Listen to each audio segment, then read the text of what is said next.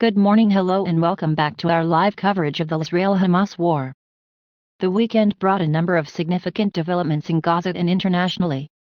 Most notably, the World Health Organization claimed the Al-Shifa hospital was not functioning and had seen a significant increase in patient fatalities. 12 people had died at Gaza's biggest hospital due to electricity running out and dwindling medical supplies, a Palestinian health minister said. 2 newborn babies were among the dead, said Dr. Maal Khaliyat, who is based in the West Bank and not backed by Hamas. Israel claimed again that Hamas fighters were hiding among civilians and storing weapons near hospitals in order to maximize civilian casualties, a claim the militant group said was an excuse for the IDF to deliberately target innocent Gazans. Here are the other key updates you may have missed.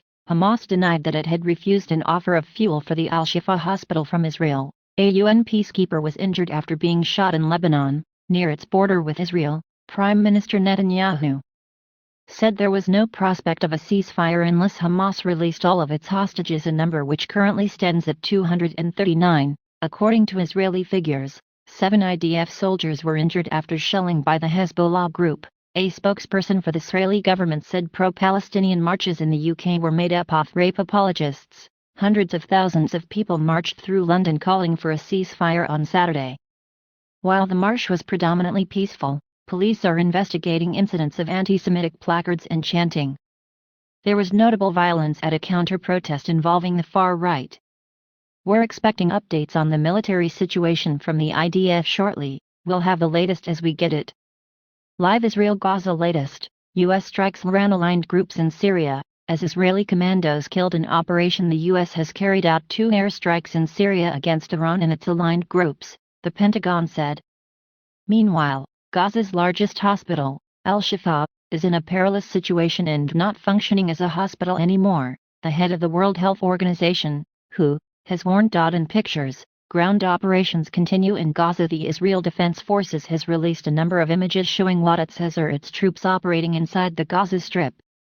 Operations involving ground troops have largely been concentrated to the north, with regular updates from the IDF detailing its missions. This morning's update discussed fighting on the outskirts of the Al-Shadi refugee camp. 44 Israeli troops have died in Gaza since ground operations began. More fire exchanged after shelling from Lebanon. 2 mortars were fired from Lebanon into northern Israel, setting off sirens in Gornot HaGalil, according to the Israel Defense Forces.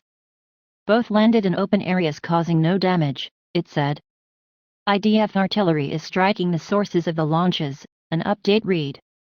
Separately, the IDF said it struck a cell inside Lebanese territory near Bayronit.